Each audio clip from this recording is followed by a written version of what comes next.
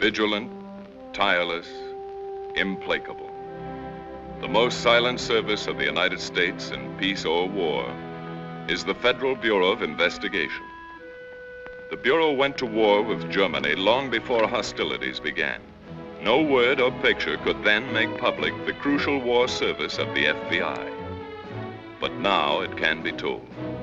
In 1939, with thousands of known and suspected enemy agents invading the Americas, the FBI started building up its force of special agents and employees from 2,000 to a war peak of 15,000. Before being sent into the field, each new agent had to learn all the modern techniques of crime detection, such as the use of a specially treated X-ray mirror, through which an FBI man can see without being seen. The Federal Bureau of Investigation had to be the world's most efficient intelligence and counter-espionage service. For war is thought, and thought is information. And he who knows most strikes hardest.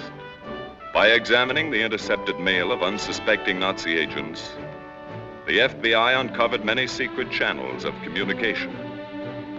Between the lines of an innocent-appearing letter, invisibly coded in an obsolete German shorthand, were important instructions for one group of spies. The Bureau's infinitely painstaking system of sifting and recording every scrap of potential information paid handsome dividends. The FBI was adding new names to its long list of Germans known to be dangerous. And each day, as fresh investigative reports came in from the field, FBI officials saw more clearly the pattern of German espionage in the United States. Nucleus of the Nazi network in America was the German embassy in Washington, protected until a declaration of war by diplomatic immunity.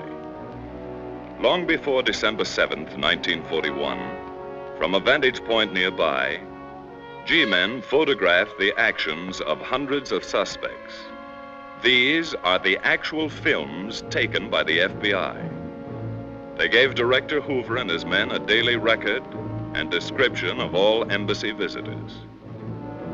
This continuous photographic surveillance provided a permanent record to be studied intensively whenever new developments took place. The Bureau soon discovered that the embassy was being used to disperse money for subversive activity in the United States. The Bureau also knew that the embassy had a shortwave radio and was in direct communication with Germany. No one was watched more closely by the FBI than the arrogant Baron Ulrich von Gienen. Although accredited as an embassy official, he was actually chief of the German Gestapo in America. Equally important were pompous Vice Admiral Witoff Emden and his suave assistant Helmut Reber, experts in obtaining information about ships and cargoes. Dr. Hans Thompson, the German chargé d'affaires, tried to win American collaborators. So did his associate, General Karl Bottischer. Parading before hidden FBI cameras were the embassy secretaries. These girls spent evenings in the company of American servicemen. They were having fun, but they were also diligently accumulating information for Germany. The FBI watched them discreetly, knew all about them. By relentless surveillance of embassy officials and all those with whom they associated, the FBI learned that Germany was recruiting American Nazis for its espionage service. In 1939, Nazi fronts like Fritz Kuhn and his German-American Bund were flourishing. The Germans said they were only social gatherings, but the FBI knew that these societies were part of a well-laid German plan to build up a fifth column in the United States. In 1939, on the campus of a Midwestern university, not far from Columbus, Ohio, there was a brilliant young student. Born of German-American parents who were proud of his college record, he was preparing to become a diesel engineer. His name was William Dietrich. Just before graduation, Dietrich was approached by German representatives who offered him a free trip to Germany and a well-paying job on arrival. Dietrich reported the incident to the FBI. When the meaning of the German invitation was explained to him, Dietrich offered his services to the Bureau. With money generously supplied by the Germans, Dietrich bought passage at the German Tourist Bureau in New York City. The Germans felt that Dietrich was an extremely valuable man. So did the FBI. 10 days later, Dietrich was 3,500 miles from New York, in Germany's great port city of Hamburg. On the Klopstockstrasse was a second-rate hotel, the Pension Klopstock, which housed the German High Command's notorious school for spies. Here were trained hundreds of recruits for the Abwehr, Germany's super-secret espionage and sabotage service. Like Dietrich, many of his classmates had been recruited in the United States, and back to the United States they would go when they were properly equipped.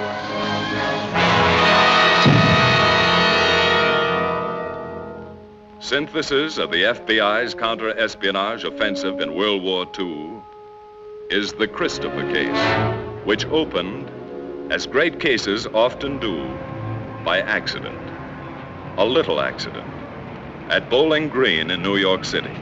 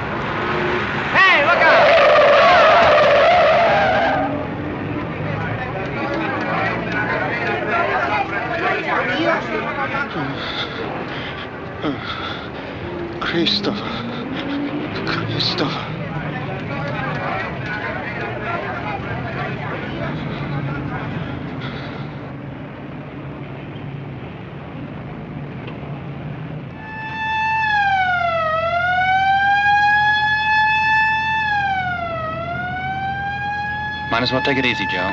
He's through. Somewhere in the dark web of war was Christopher, the dead man's companion, the man who had retrieved his friend's briefcase and vanished.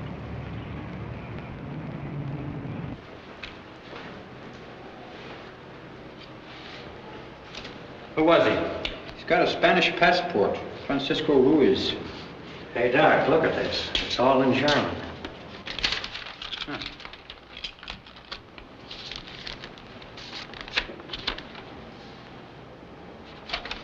Stuff about ships, I think. And here. Brandkerngeschoss. That means incendiary bullet. Weight, 148 grains. Load, 46 grains. DuPont 1127 powder. Can you read Spanish, too? Something funny about this. We better get his fingerprints and turn them over to the FBI. Fingerprint.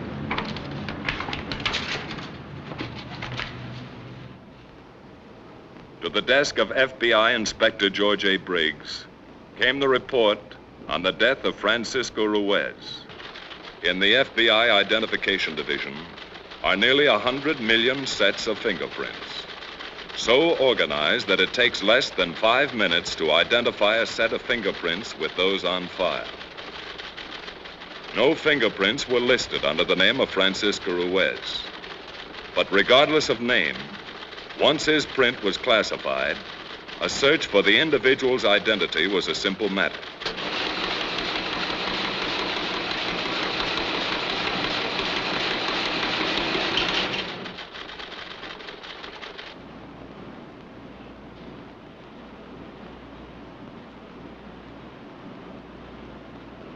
The there's something coming now. Yeah. It's in cipher. This stuff is fugitive. We better get a shot of it before it dissolves.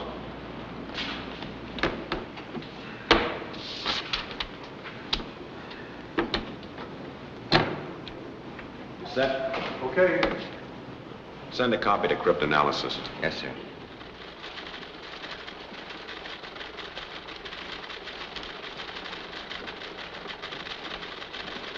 Is this what you're looking for? Round C. Oh, it certainly is. Thanks a lot, Quinn.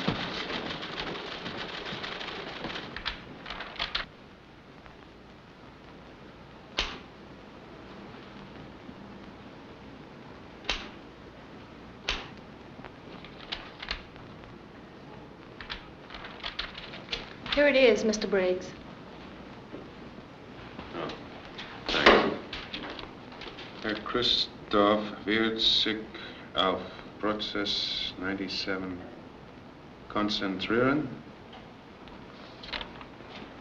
Herr Christoph wird sich auf Prozess 97 konzentrieren. That translates, Mr. Christopher will concentrate on Process 97. What's that? Oh, Herr Christoph, Mr. Christopher will concentrate on Process 97. That's all? That's all. Thanks. Thank you. Inspector Briggs knew that the most important American military secret in history was Process 97. Set up a conference with military and naval intelligence immediately. That's all.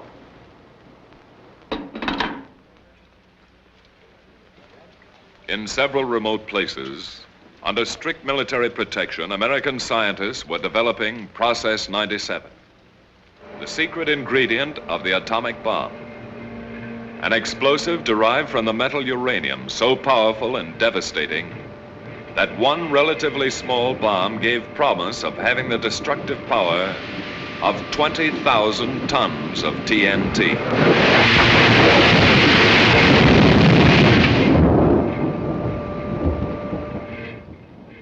A presidential directive gave the FBI the responsibility of coordinating all counter-espionage investigations. At a series of conferences with Army and Naval intelligence officers, the FBI reviewed the case of Francisco Ruiz, from whose effects had come the startling information that foreign agents had learned about Process 97 and were actually attempting to steal the secret.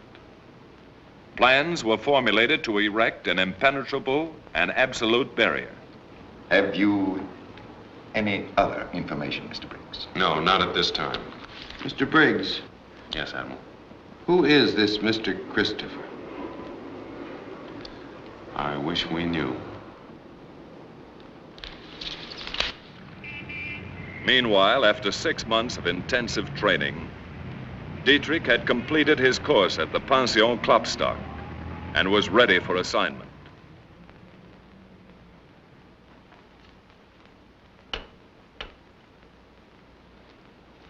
For your first needs, $50,000. You will make 3 contacts only. Elsa Gephardt, Colonel Hammerson, and Adolf Klein.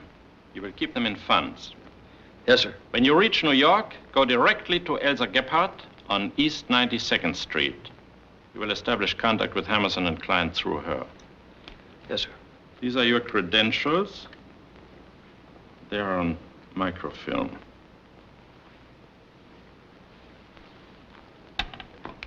You will need these: draft card, registration, classification card, birth certificate, driver's license, New York State, Navy and Army discharge papers, Social Security card.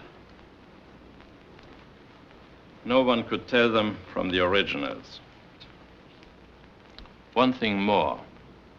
There is one person in the United States who can countermand the orders I have given you. If you receive instructions from Mr. Christopher, abandon whatever you may be doing and place yourself entirely at his disposal. Mr. Christopher. Is all of this clear? Yes, sir.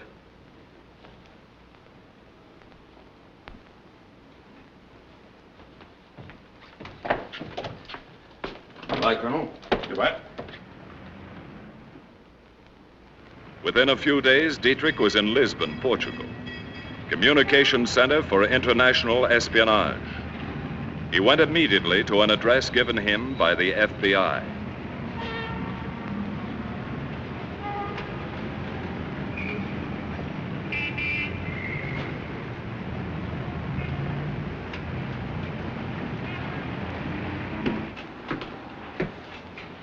Say, there's something wrong with this watch. I wonder if you'd look at it.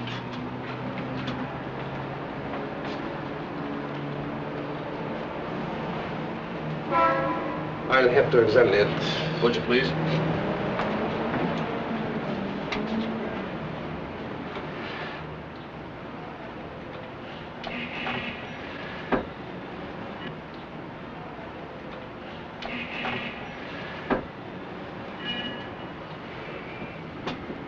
I'm sorry, sir. I won't be able to repair this watch. I understand. Thanks.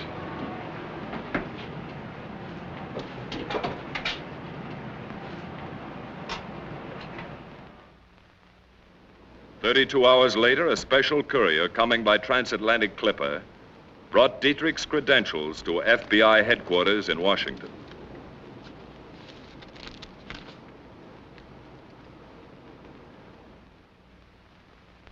Inspector Briggs was given the responsibility of solving the Christopher case. Behind him were all the resources of the FBI. That translates William Dietrich is specifically authorized to receive all reports for transmission direct. 2, Sie sind instruiert, sich an ihn für allen Zahlungen zu wenden. That means you're instructed to look to him for all payments. 3, es ist ihm nicht erlaubt, mit den Ihnen bekannten Agenten in Berührung zu kommen. That'd mean he is forbidden to have any contact with agents known to you.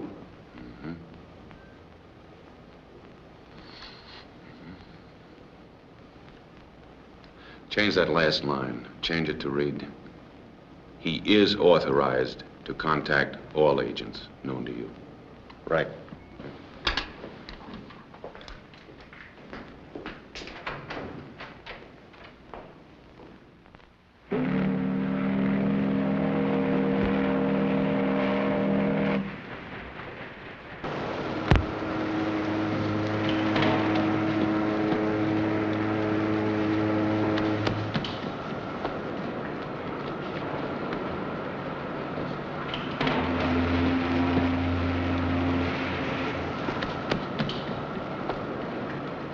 Is that a new watch? Yeah. Did it cost more than $100? Well, I don't remember exactly. Do you mind if I take a look at it? Certainly. There you are.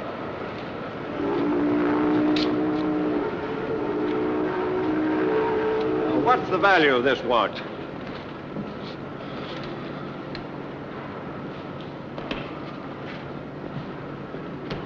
Oh, it's about $90. Thank you. Here's your watch. Oh, thanks.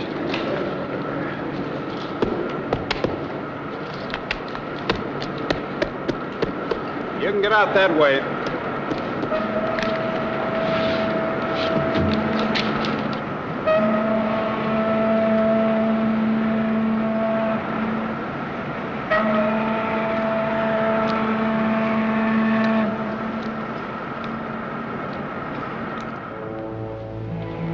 Just off Madison Avenue in uptown New York, there was a 5-story dwelling.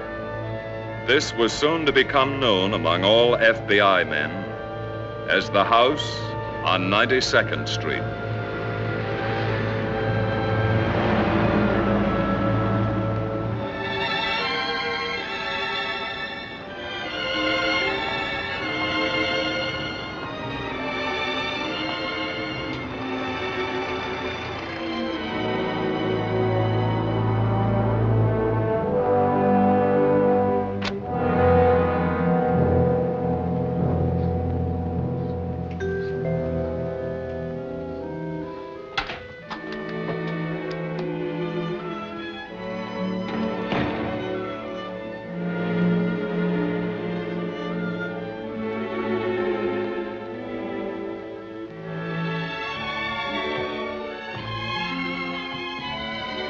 May I help you? Miss Elsa Gebhardt? Yes. I'm Bill Dietrich. I have a message for you from Felix. How is Felix? You mean Felix Brown of Miami, of course. I mean Felix Strassen of Hamburg. He asked me to pay his respects.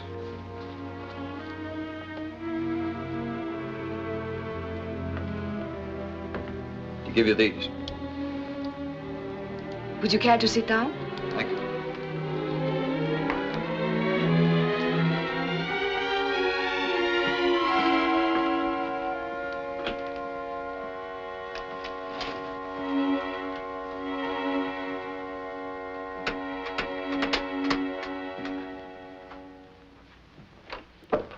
The new one has arrived, Bill Dietrich. I have his credentials here. Max, turn off the light.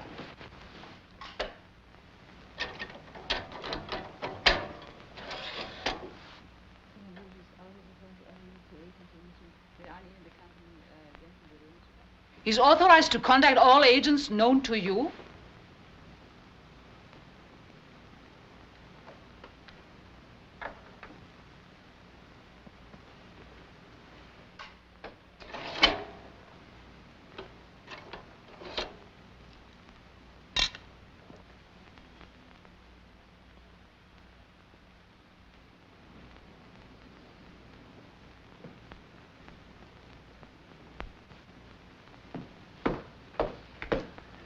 Everything all right? You'll want your credentials back. Yeah. I brought you some money. You know what I'm going to do over here. I've been expecting you. I understand you can help me make certain contacts. Yes. We can start right away. Would you come with me?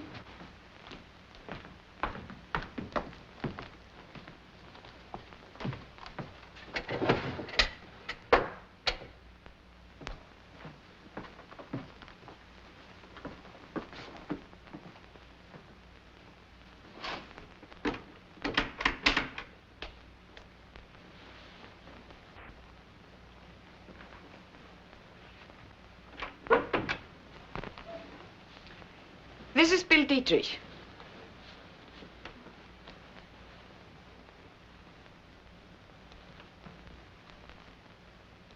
Where'd you come from? Germany? Where in Germany? Hamburg. Pension Klopstock. Klopstockstrasse. Who gave you instructions to come to America? Colonel Strassen. How did you get here? I came by freighter. From Hamburg? No, from Lisbon, Portugal. When did you leave Lisbon? 3 weeks ago. How long did you stay there?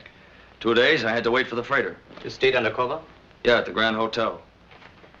Whom did you contact in Lisbon? No one. You're sure of that? I had strict orders not to contact anybody. When did you get here?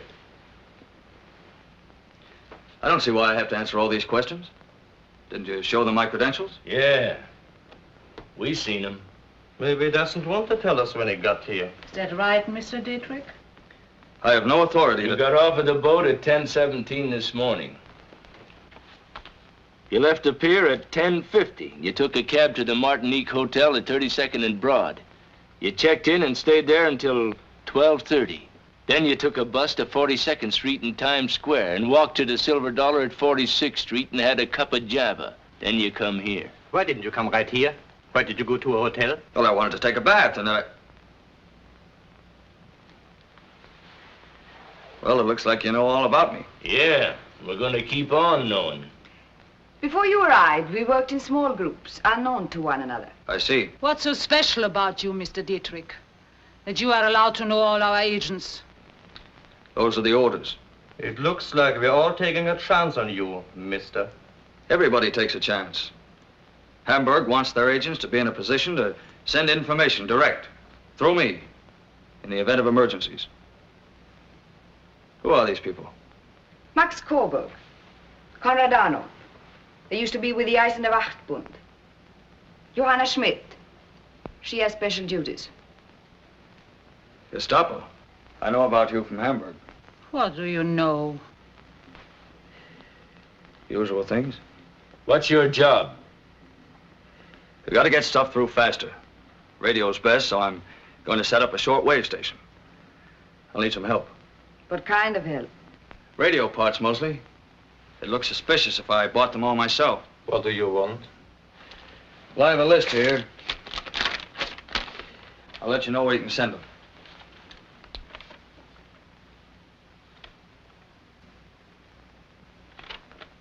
This stuff is hard to get.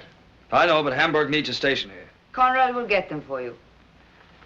As soon as I find the right location, I'm going to open up an office. People with information can contact me there. Send me word as soon as you're ready to operate. I'll get it to the others. I want to contact a Colonel Hammerson. I can arrange that.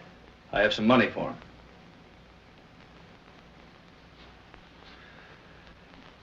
Well, I want to get started as quickly as possible. Certainly.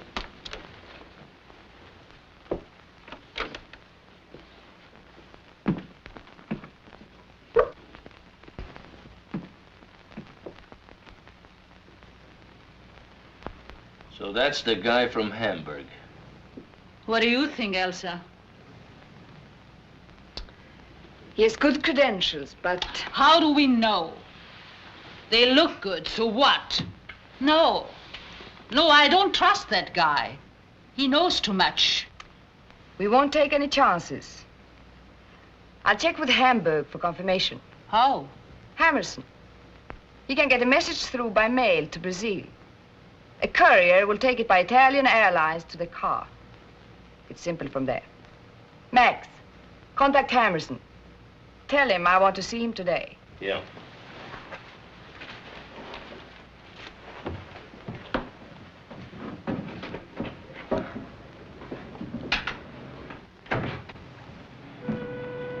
Following a prearranged plan for maintaining contact with Dietrich, Inspector Briggs set up a special office in New York City.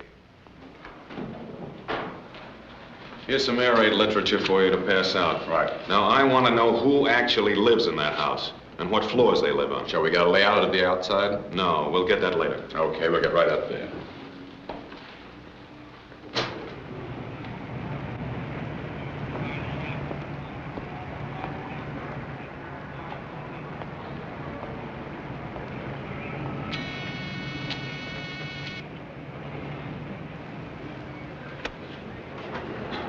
Good morning. Good morning. Is the superintendent in?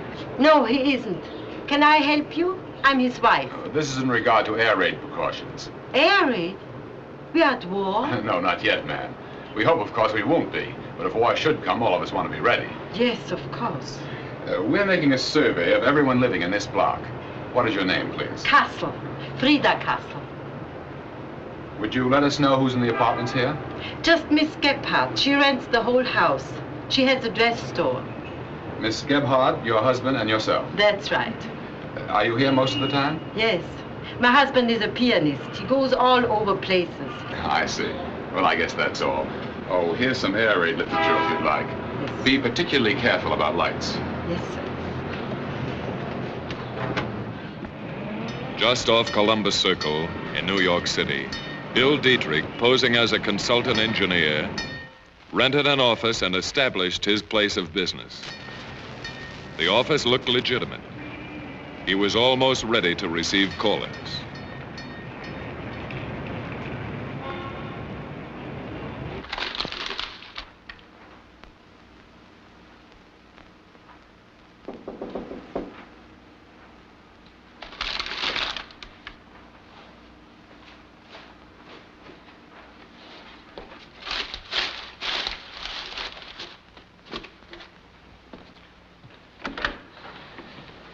Morning. Good morning. Are you Mr. Dietrich?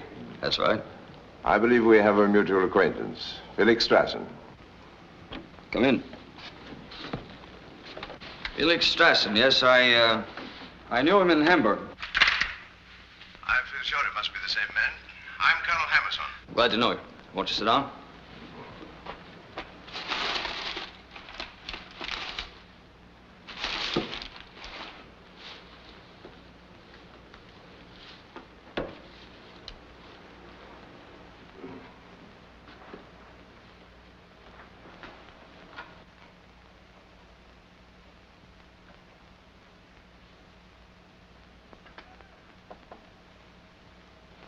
Looking for something, Colonel? I'm just naturally cautious.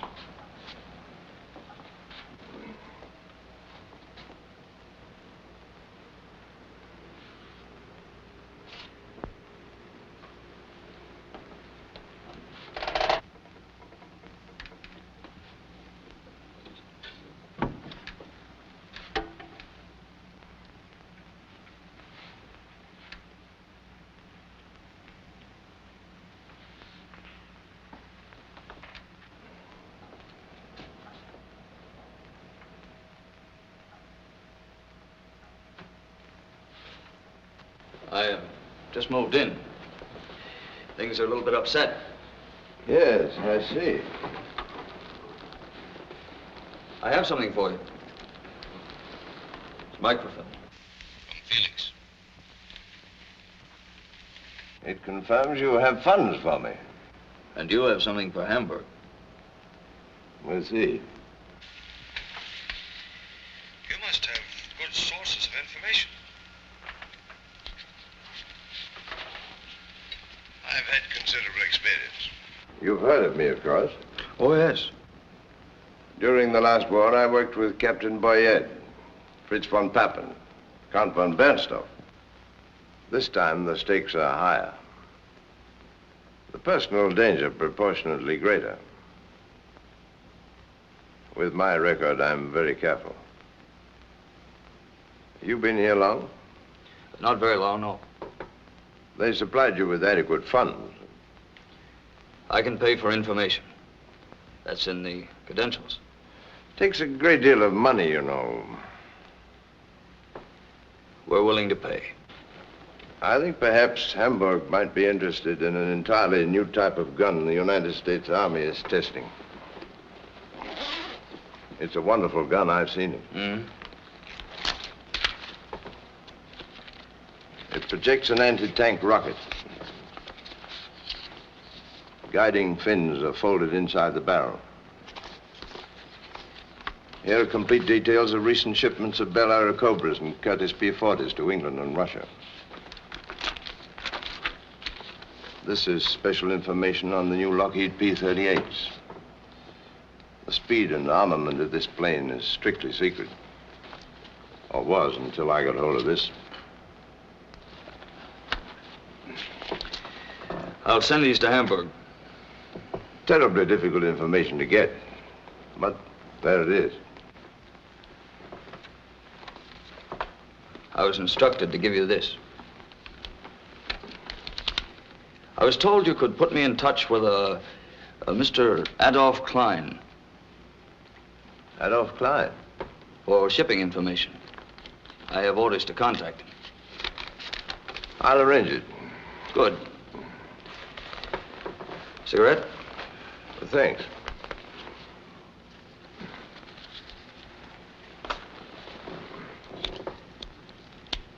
How can I get in touch with Christopher? Why? He's my boss. I've never even met him. He's my boss, too. Yeah? I haven't met him either. You'll take care of me on Klein. Oh, yes. Where'll I find him? I'll contact him and arrange a meeting. When will this be? I'll let you know.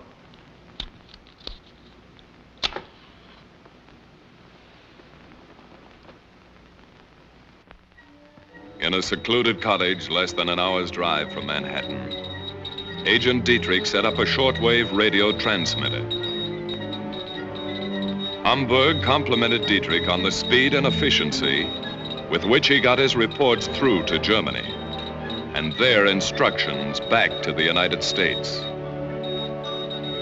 They did not know that Dietrich's little shortwave radio had a limited range and that all his messages were beamed to a secret FBI long-range radio station not far away. From this point, the FBI relayed Dietrich's messages to Germany on the wavelength and schedule, and in the code that the Germans had given him. He, in turn, received all replies and instructions from Germany the same way. Through the counter-espionage station, of the FBI. But all messages in both directions were first teletyped to Washington for immediate examination.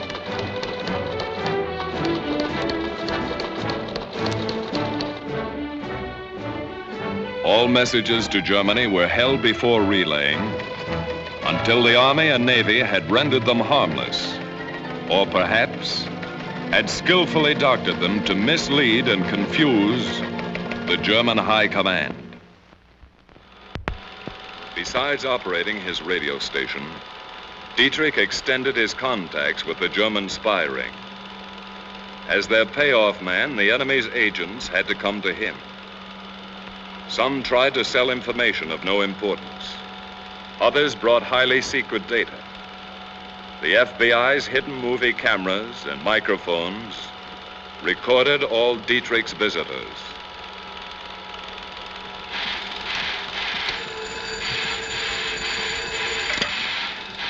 Hello. Suddenly and disastrously, Japan struck at Pearl Harbor. On this momentous, infamous Sunday, the FBI sprang into action just as swiftly and effectively as the rest of the nation's armed forces.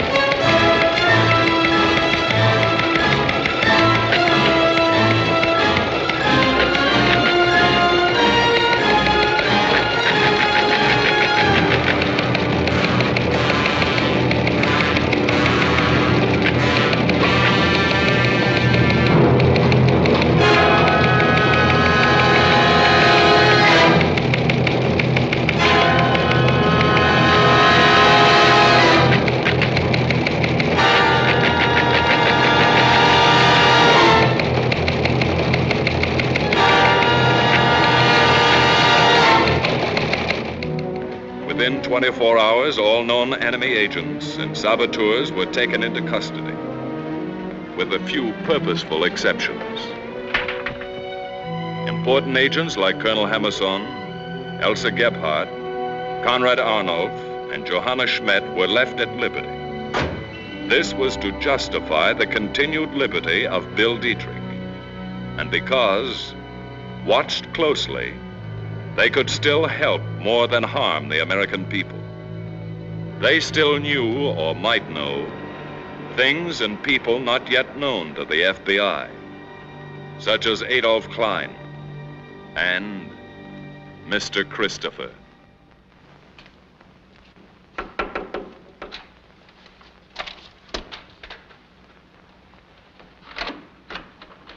Oh, Colonel Hammerson. Hello, Dietrich.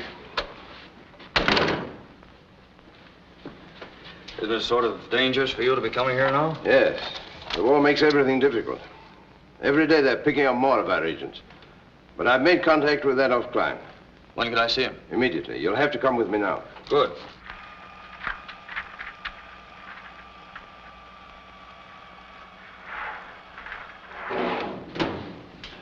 Where are we going? I'm not at liberty to say. Come on.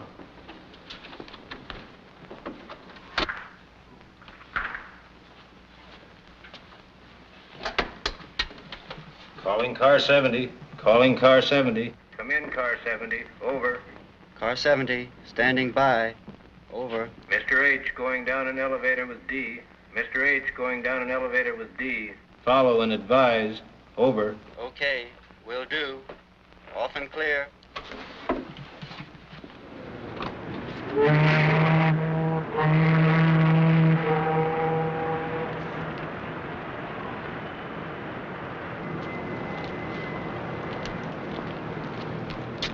Here it is.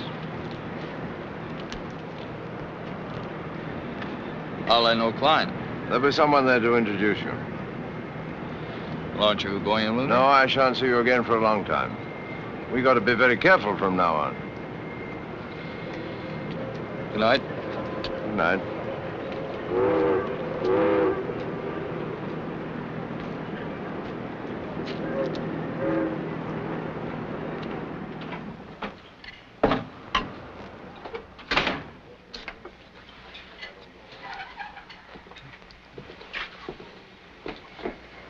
Evening.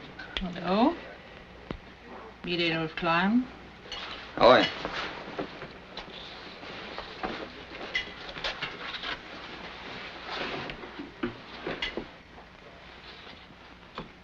Glad to know you, Adolf Klein.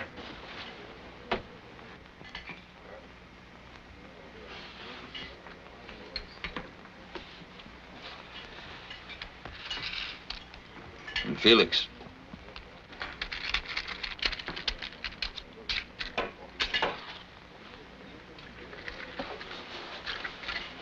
Is that all? Mm-hmm. Well, it takes money to operate. You talk. I'll pay.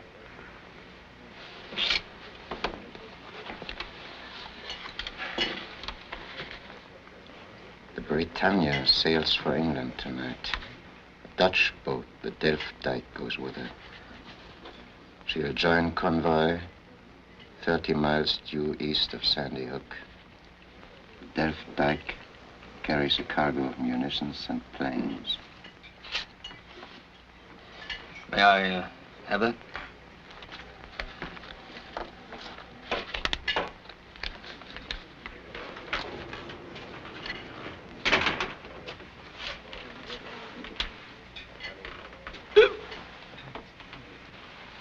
Who's that? It's Gus Hausman. He works for me. He's drunk. He is a good man for information when he isn't drinking.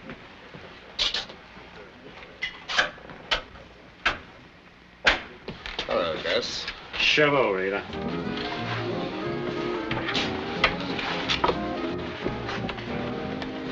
Who are these people? They're friends of mine. You're the payoff man. Is that right? That's right, Gus. He's going to take good care of us. Just take care of you. You know where he gets his dope on ships, don't you? I give it to him. That's where he gets it. Who's going to take care of me? Oh, come on, Gus. I'll buy you a drink. I had a drink. How would you like to know that Queen Mary's back again? She's loading 40,000 drums of oil. How would you like to know where she's going? Australia, that's where she's going. And she's full of troops. How much dough is that worth? I pay Klein. He'll take care of it. Oh, you pay Klein. Who pays me? I'm going to take care of you, You Gus. take care of nobody. You gonna pay off? He'll have to operate through Klein. Okay. Okay. Let's forget the whole thing. I know where I can get some real dough. Maybe I'll just spill the inside story on what's going on around here. I don't know who you are, sister, but tell me again when I come to see you. I'll bring you a nail file and cut through the bars.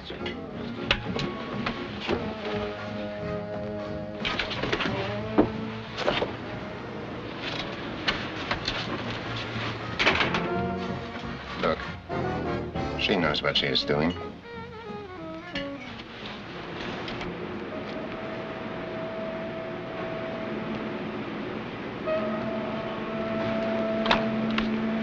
Hey, bud. Got a match? What? You got a match?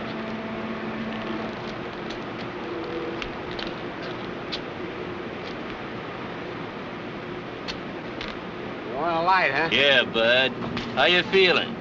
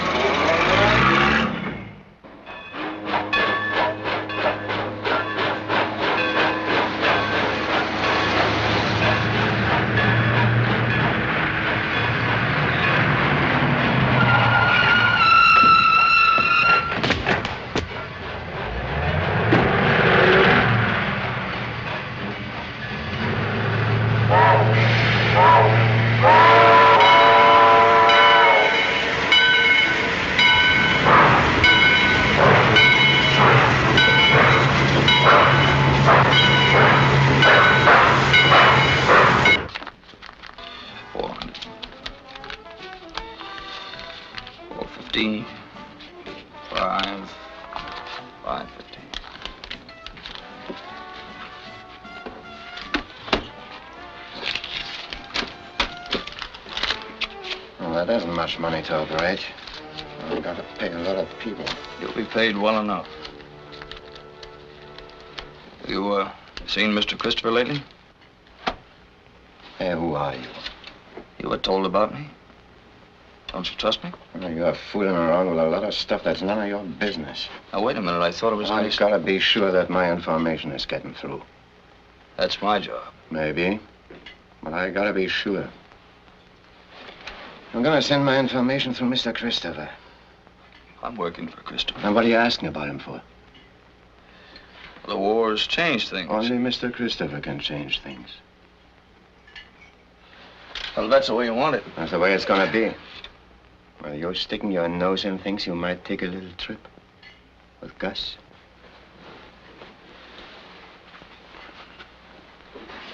Good night, Klein. I don't even know you.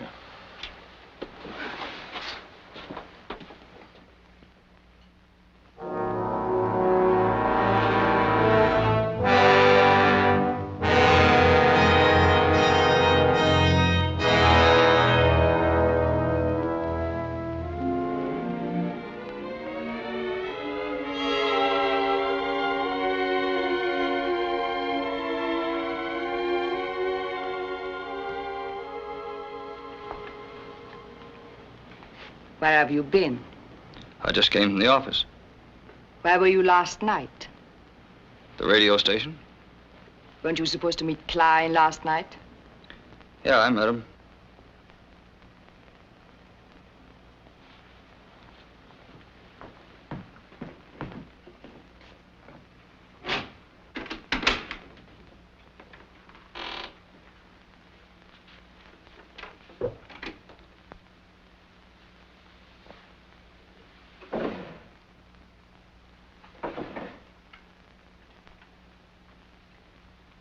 To get this to Hamburg just as fast as you can make the transmission.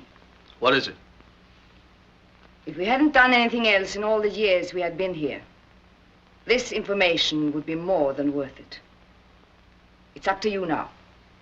This is your chance. I'll get it through. Cigarette? Thank you, I don't smoke.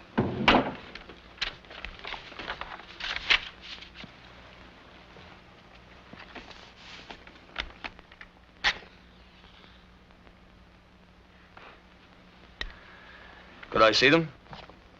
You'll have these papers back here tomorrow night.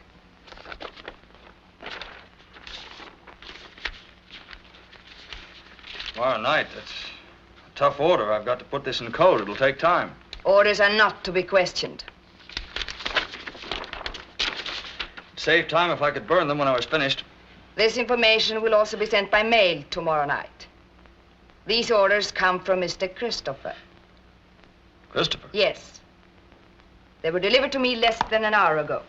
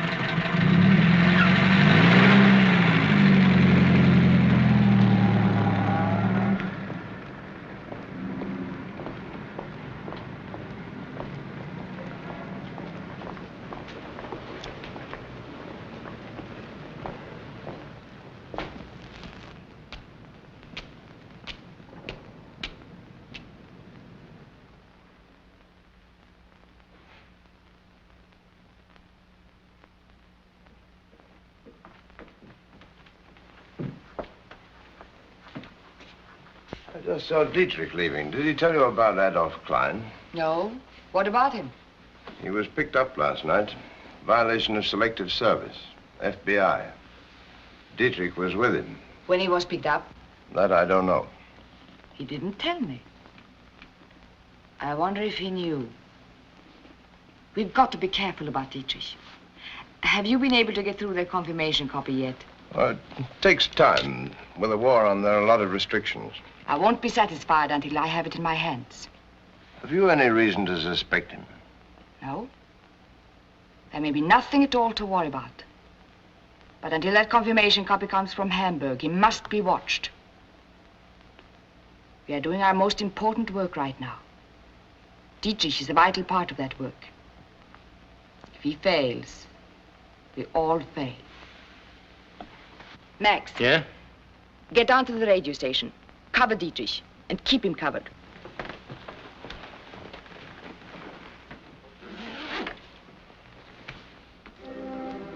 Less than an hour after Dietrich received his instructions from Elsa Gebhardt, an important envelope reached Inspector Briggs. The envelope contained the data Elsa Gebhardt had given him, together with an important clue, the cigarette butt, stained with lipstick, which Dietrich had found on Elsa's desk. The contents of the envelope were so unusual that Inspector Briggs rushed to FBI headquarters in Washington. And presently, a distinguished physicist, sent for by Briggs, was flown to Washington. He was Dr. Arthur C. Appleton, 72-year-old chief of the Central Laboratory, where the final secret experiments on Process 97 were being conducted.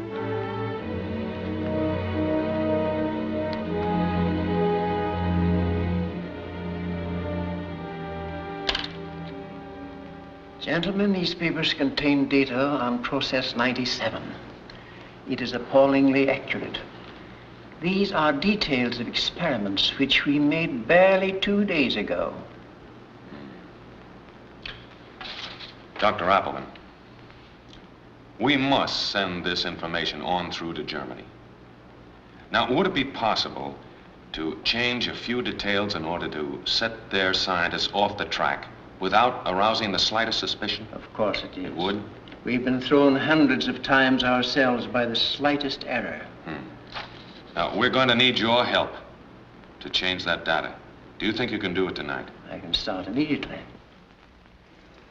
Inspector Briggs ordered the Central Laboratories placed under strict and continuous surveillance. Through an X-ray mirror in the rear of an ordinary delivery truck, movies were taken of even the most trusted individuals working on Process 97. This method of surveillance enabled the 400 FBI agents now assigned to the case to become familiar with the faces of every worker permitted to leave the plant. This facilitated the FBI's difficult job of tracing all of their activities and all of their contacts.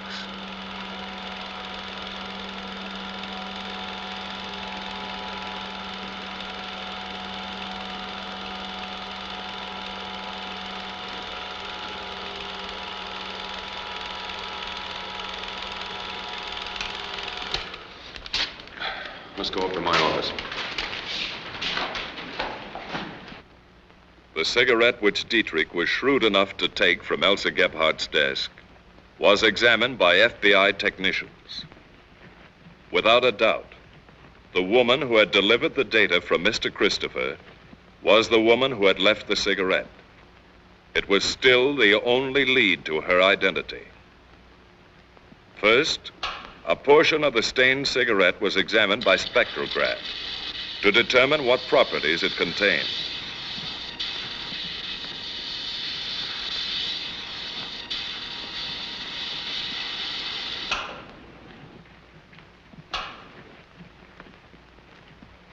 The lipstick could then be identified by comparison with all known brands in the Bureau's files. That's fine. Send it along as soon as you can. Here's the lab report on the lipstick.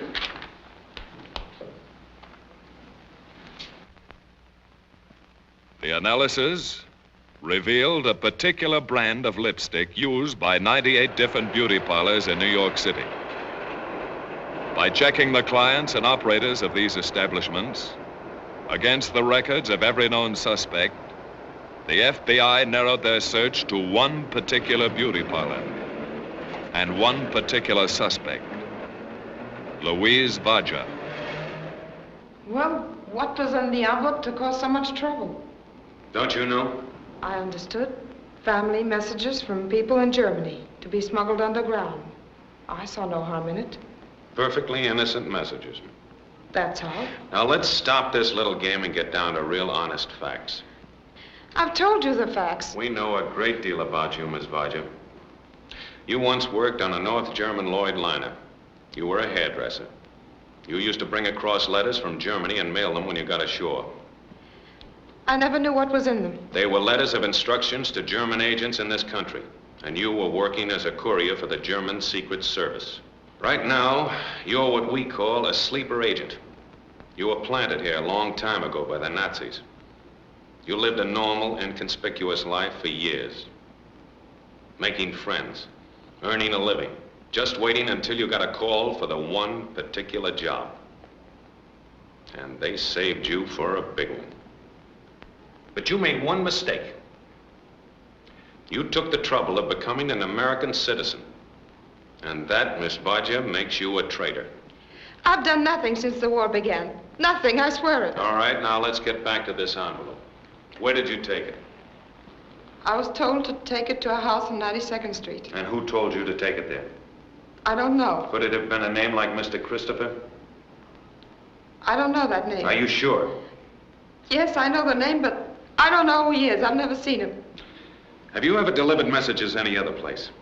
Just the house and to a bookstore. Bookstore.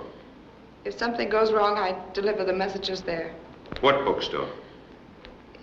It's on 59th Street. I think the name is Lang. Aren't you sure? Yes, it's Lang's bookstore.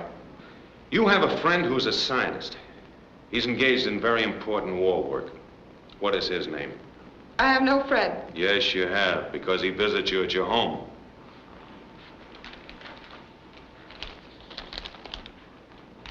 There's your friend. And there is your home. And the name of your friend is Charles Ogden Roper.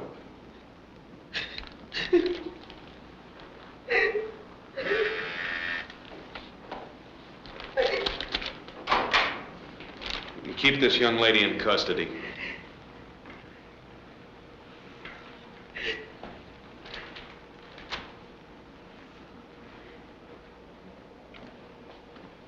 I want a surveillance made of Lang's bookshop on 59th Street. Right. We've been through the Vodja apartment. Oh, you find anything? Yeah, we found the typewriter and it checks. That's the one that was used to copy the data. Then Roper is the man who's been getting it out. Shall we pick him up? No, we can't pick him up until we find out how he does it. You know, we've got a man under 24-hour surveillance. He never leaves that laboratory without being thoroughly searched, and still he's getting the stuff out. That's our problem. That's what we have to solve. How does he do it? How does he do it? The following day, an unusual message from Germany was picked up by the FBI monitoring station and relayed on to Dietrich. It was also teletyped to Briggs.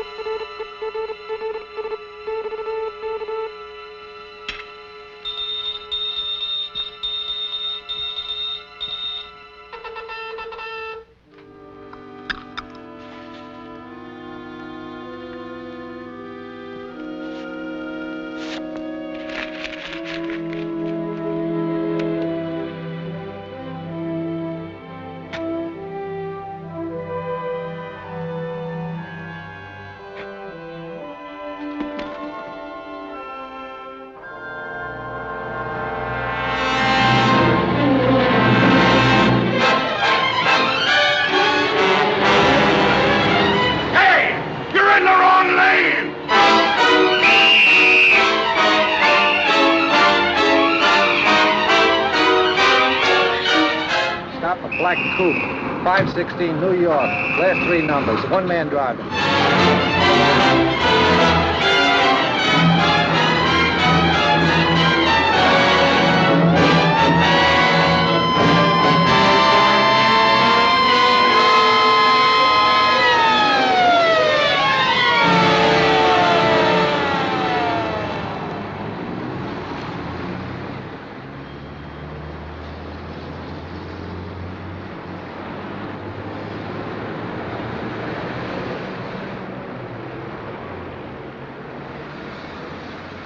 me see your driver's license.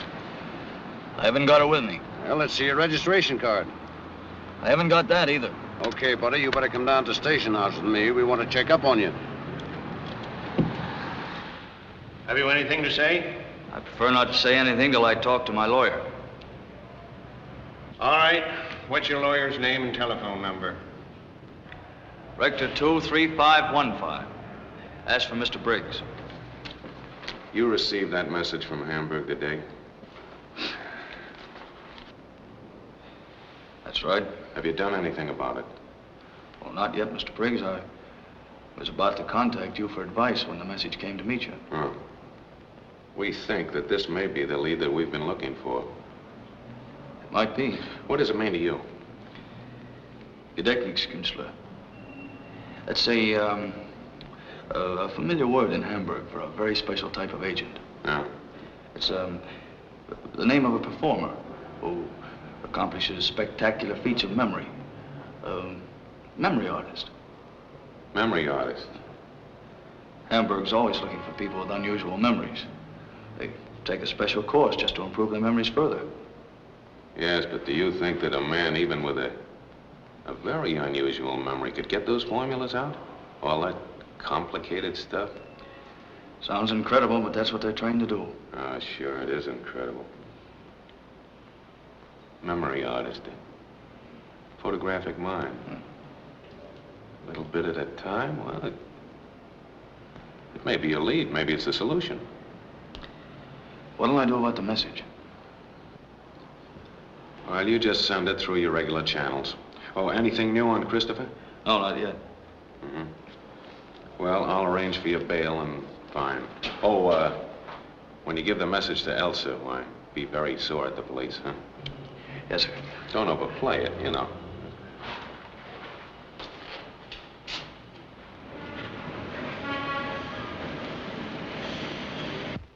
The FBI had to know every detail of Charles Ogden Roper's life.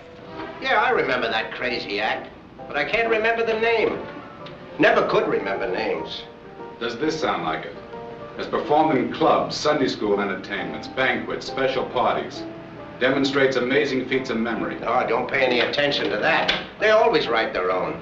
Performs amazing feats of memory. What kind of feats? What's the angle? Well, you see, people call for things from the audience, you know. They want to hear stuff out of highbrow books. You know, this guy can keep 14 games of chess going at the same time. Chess? Boy, there is a lousy game. But 14 games going at the same time would take a remarkable memory. Sure it does, but it ain't box office. I'll take this along. You'll get it back. Don't worry, brother. That act is out of date.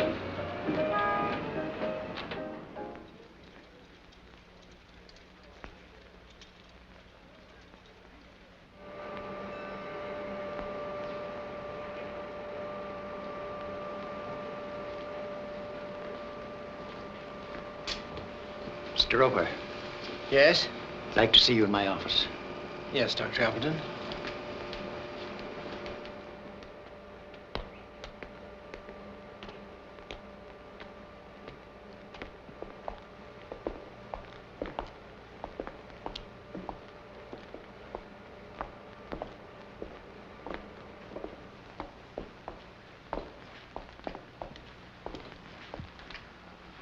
This is Mr. Briggs of the FBI. Mr. Roper, my credentials. Sit down, won't you?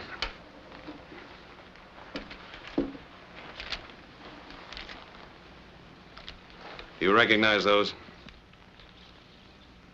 Those are photostats of Process 97. They were stolen from here. I understand that you're one of the workers allowed to leave the Institute.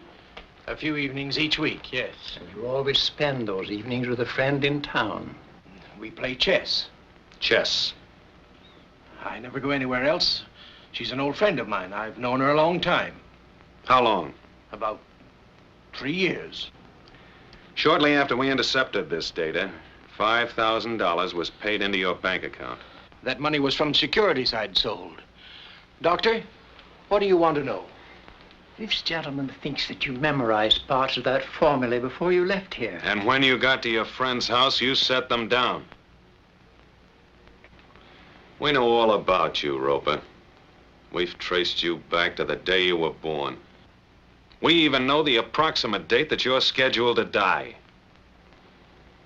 You might be interested in this. That's an intercepted message direct from Germany. It'll save a lot of trouble all around if you'll cooperate with us.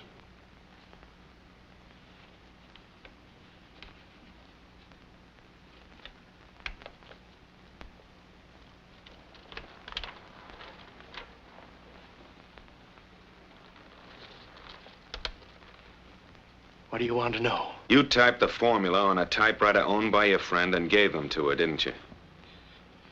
Yes. What other contacts have you made? I received several messages at my friend's house. From a man by the name of Hamasson? I don't remember. You don't remember?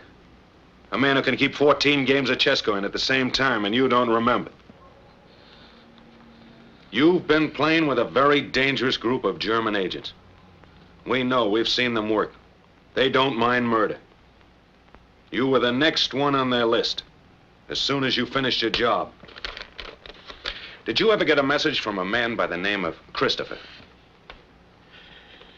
Yes. Now, isn't it possible that Mr. Christopher and Colonel Hamasson are one and the same? I don't know. I've never seen either of them. Did you ever deliver Process 97 data to any other place besides Louise Vache's apartment? Yes, after she was arrested, I received instructions to take the data to another address. I made my last delivery this morning. And where was that? Lang's bookshop on 59th Street. I put the material in a book. What book?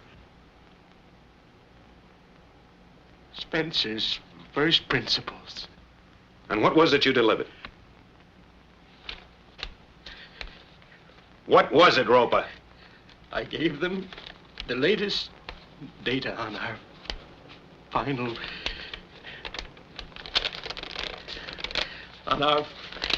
experiments.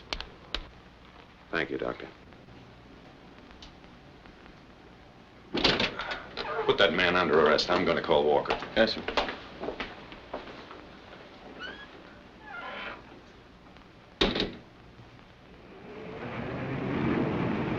For some time, Lang's bookshop on busy 59th Street was under constant surveillance.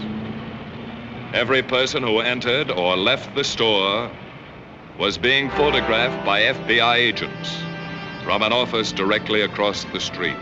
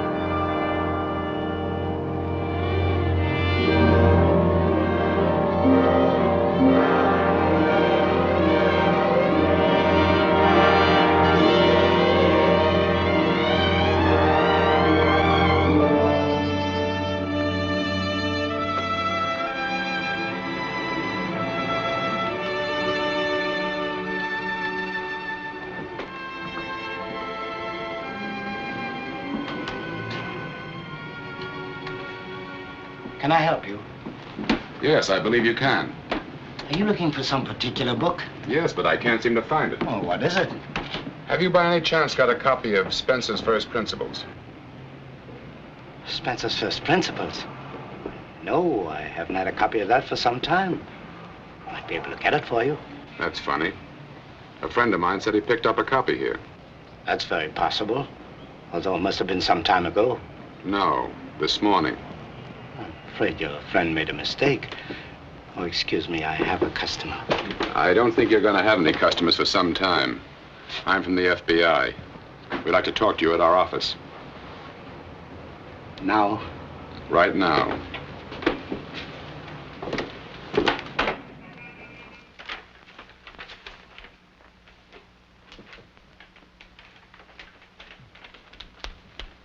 Johanna, We've got to get this through today.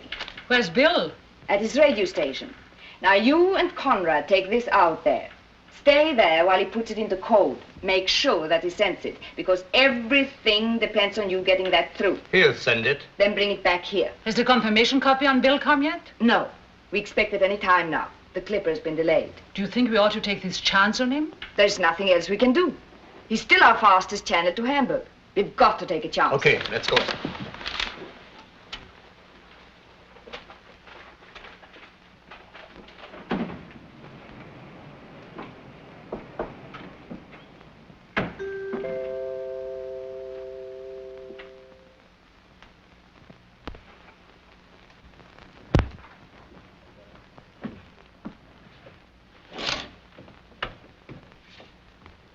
Where have you been? I've just seen the courier from the Clipper. He brought the message. Well, give it to me.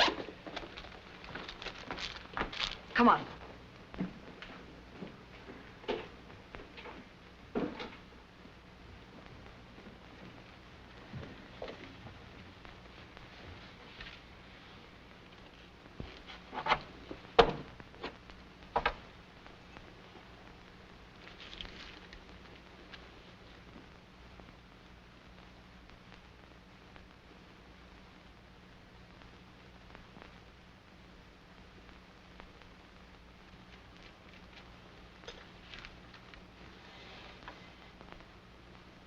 William Dietrich ist ausdrücklich bevollmächtigt, in alle Berichte zu bringen. Es ist ihm nicht erlaubt, mit den Ihnen bekannten Agenten in Berührung zu kommen. He's forbidden to contact any agents known to you. Next!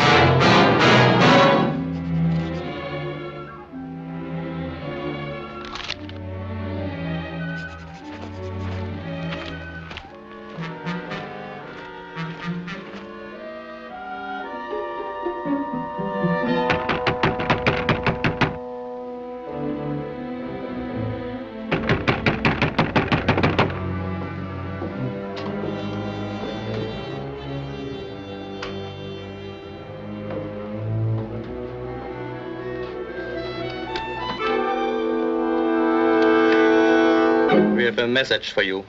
You got no business to come here. We were ordered to come.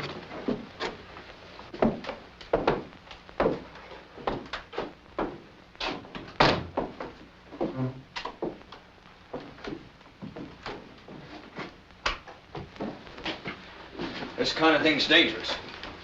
We weren't followed. This is from Elsa. You have to send it immediately. This is important.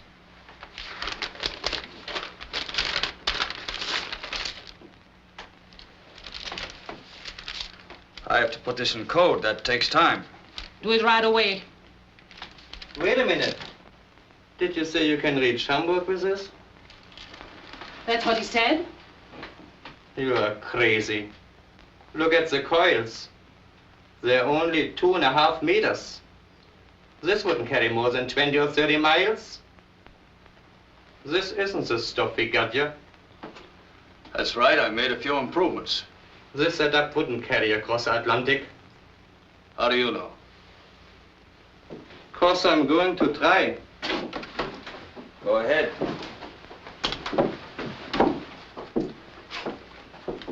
The call signal's AOR.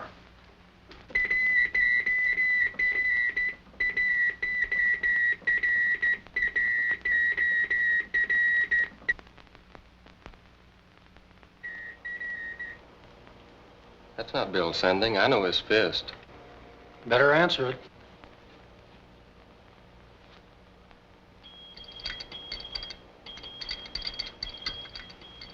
What's that? That's not Hamburg. There's no mush. It's coming from somewhere nearby. Where's it coming from? How would I know? It's not up to me to ask questions. I follow instructions the same as you. Maybe it's a relay station picking up messages from a small set like this and boosting it across when conditions are right. That's a new one. Transmissions across the Atlantic are uncertain. I can't sit here all day waiting to send messages. I don't believe you, mister.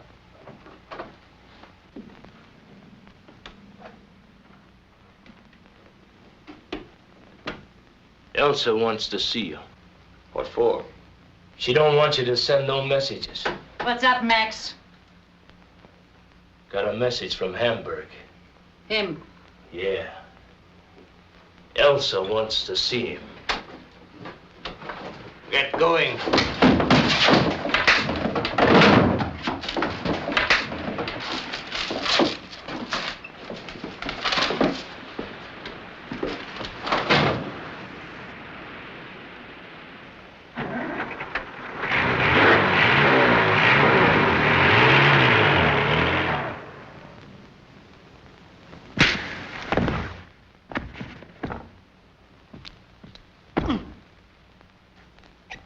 What'll that do?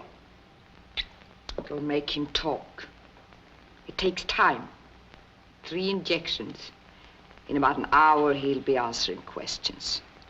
What'll it do to him? He'll tell the truth. Scopolamine. Drugs part of the brain. I want to know about that envelope and his radio and a lot of other things. We've got the picture of the last pickup at the bookshop. Lang's identified the man. Good. Match that with all the film we've got on the Christopher case. The Varja house, Dietrich's office, the gown shop, everything we've got. Right. Call you from the projection room. That's the man who picked up the book. Lang's confirmed that.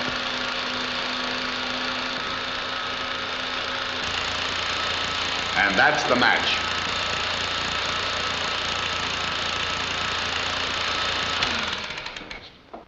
Well, there's no question about it. Frida Castle's husband is Mr. Christopher, the 3rd member of that household. You mean the man posing as her husband? Yeah. Come on. We're going out and pick up Mr. Christopher.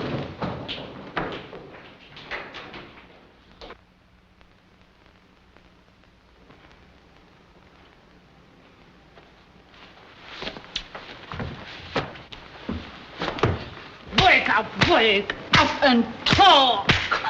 We can wait.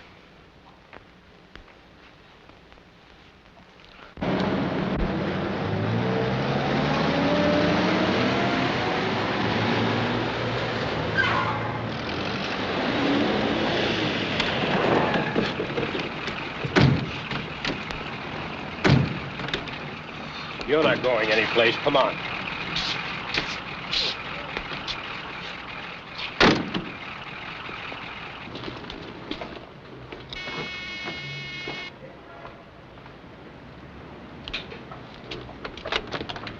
We're special agents of the FBI. You're under arrest.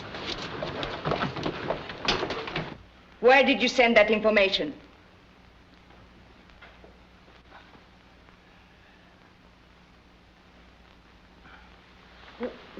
Give him another shot. That won't do any good. Well, he's no good to us as he is.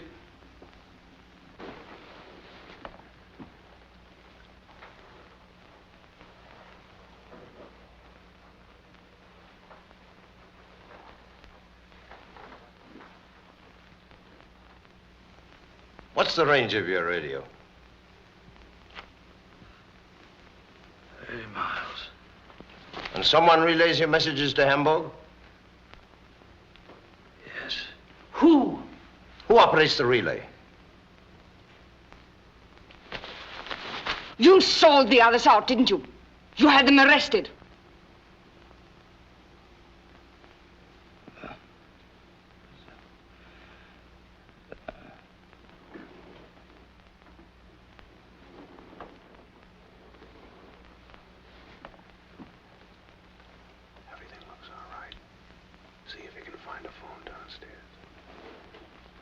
If he doesn't tell us what we want to know, shoot him.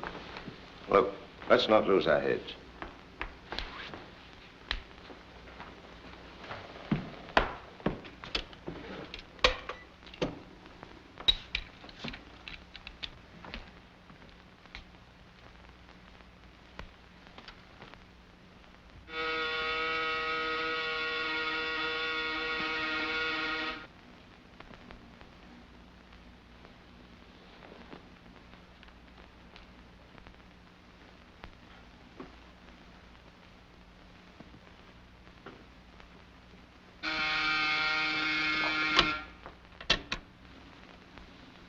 Yes?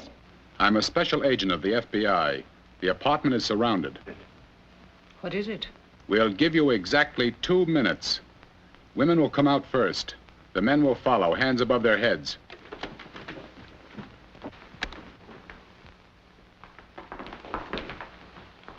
It's the FBI.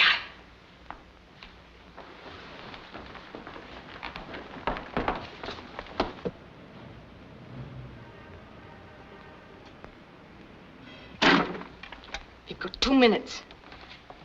Burn everything. Put it in the fireplace.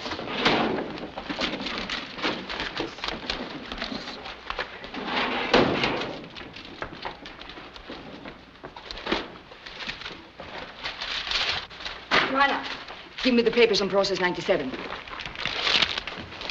We've already failed once today. We cannot fail again. Nothing matters except getting this information through. Our lives, nothing. There's one chance left, to contact the courier from Hamburg. I've got to get out of here. You'll have to cover for me. Delay them all you can. It may mean the lives of every single one of us, but this information must be on its way to Hamburg tonight.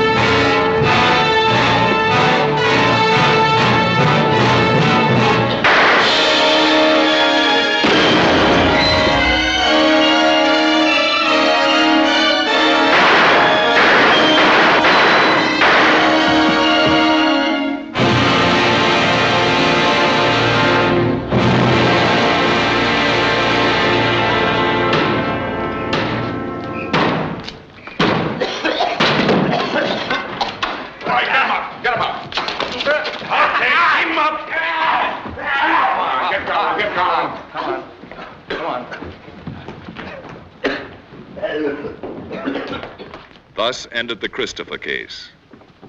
Elsa Gebhardt, alias Mr. Christopher, was no more successful than other foreign espionage agents. Process 97, the atomic bomb, America's top war secret, remains a secret. After the United States went to war December 7th, 1941, 16,440 enemy agents, saboteurs, and dangerous enemy aliens were arrested. 6 have already been executed. Thousands were interned.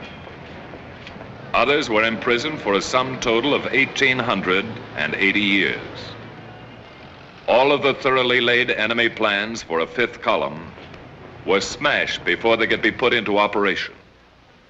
Not one single act of enemy-directed sabotage was perpetrated within the United States, nor was one major war secret stolen.